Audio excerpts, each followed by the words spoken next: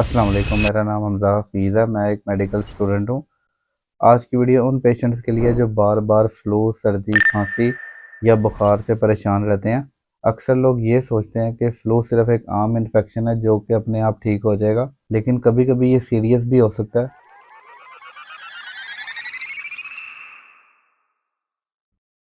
ऐसे केसेस में अक्सर डॉक्टर एक कैप्सूल रेकमेंड करते हैं जिसका नाम है इंजीविर, जिसका जो एक्टिव इंग्रेडिएंट है उसका नाम है ओसेल्टामिविर फॉस्फेट, जो फ्लू के वायरस को कंट्रोल करने में मदद करता है। ओसेल्टामिविर एक एंटीवायरल मेडिसिन है जो स्पेशली इन्फ्लुएंजा वायरस के लिए यूज़ होती है। ये बॉडी के अंदर वायरस को स्प्रेड होने से रोक देती है और इन्फेक्शन के सिम्टम्स जैसे बुखार, खांसी, गला दर्द, बॉडी पेन और थकन को कम करने में मदद करती है। डॉक्टर इस कैप्सूल को दो सिचुएशंस के अंदर रेकमेंड करते हैं। सबसे पहले फ्लू की इनिशियल ट्रीटमेंट के लिए इसको रेकमेंड करते हैं, और उसके बाद जो इसको रेकमेंड करते हैं वो फ्लू के कांटेक्ट में आने के बाद प्रिवेंशन के लिए इसको रेकमेंड किया जाता है। ये मेडिसिन फ्लू के ड्यूरेशन को भी कम करती है और साथ ही साथ जो कॉम्प्लिकेशंस हैं जैसे न्यूमोनिया, इसके रिस्क को भी कम करती है। अब हम बात करते हैं कि ये मेडिसिन हमारी बॉडी के अंदर काम कैसे करती है। ये मेडिसिन वायरस के अंदर एक केमिकल को ब्लॉक करती है जिसे न्यूरामिनिडेज कहते हैं। ये केमिकल वायरस को बॉडी के जो सेल्स हैं इसमें स्प्रेड करने में मदद करता है, लेकिन जब ये केमिकल ब्लॉक हो जाता है तो वायरस का स्प्रेड जो है वो रुक जाता है और इन्फेक्शन आहिस्ता आहिस्ता आहिस्ता आहिस्ता कम होने लगता है। सिंपल वर्ड्स में कहूँ तो ये मेडिसिन वायरस को फैलने से रोकती है और जो हमारा इम्यून सिस्टम है वो इन्फेक्शन को ख़त्म कर देता है। अब हम बात करते हैं इसके साइड इफ़ेक्ट्स के बारे में। तो जैसे हर मेडिसिन के कुछ साइड इफ़ेक्ट्स होते हैं, ऐसे ही कुछ साइड इफ़ेक्ट्स इस मेडिसिन के भी हैं, जिसमें जो नंबर 1 साइड इफ़ेक्ट है वो ये है, इसके इस्तेमाल के बाद कभी-कभी पेशेंट को ऐसा हो सकता है कि मतली का इश्यू हो, उसको वोमिटिंग का इश्यू हो, या फिर उसको चक्कर आने शुरू हो, या फिर पेट थोड़ा-सा डिस्कम्फर्ट हो इसके इस्तेमाल के बाद।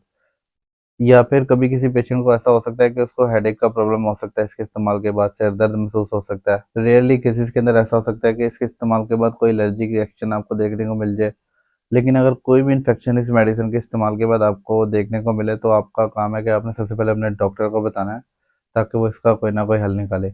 अब हम बात करते हैं इस मेडिसिन के प्रिकॉशंस के बारे में, यानी वो कौन सी ऐसी एहतियातें हैं जो आपको करनी ज़रूरी है ताकि आपको साइड इफ़ेक्ट ना हो। अगर आप क्रोनिक किडनी डिजीज़ के पेशेंट हैं, मतलब आपको कोई किडनी का प्रॉब्लम है, तो आपने अपने सबसे पहले डॉक्टर को बताना है इसके इस्तेमाल से पहले, या कभी डॉक्टर आपको प्रेस्क्राइब करा तो आपने उसको बता देना है कि आप किडनी पेशेंट हैं। इसके अलावा जो फीमेल प्रेगनेंसी में या फिर उनका कोई बच्चा फीड करता है, तो इसके इस्तेमाल से पहले वो एक दफ़ा अपने डॉक्टर से मशवरा लाजमी कर लें।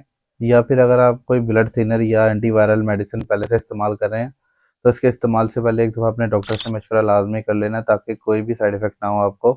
आखिर में अगर हम शॉर्टली इसके बारे में बात करें तो ओसेल्टामिविर कैप्सूल जो है फ्लू के ट्रीटमेंट और प्रिवेंशन के लिए काफ़ी इफेक्टिव मेडिसिन है, लेकिन याद रखिए कि इसका जो मैक्सिमम फ़ायदा वो आपको फ्लू की अर्ली स्टेजेस में ही होता है। अगर आपको फ्लू के सिम्टम्स हैं या फिर आप किसी कॉन्टैक्ट में आए हैं, तो डॉक्टर से कंसल्ट करके मेडिसिन स्टार्ट करना सबसे सेफ़ और बेनिफिशियल तरीका है।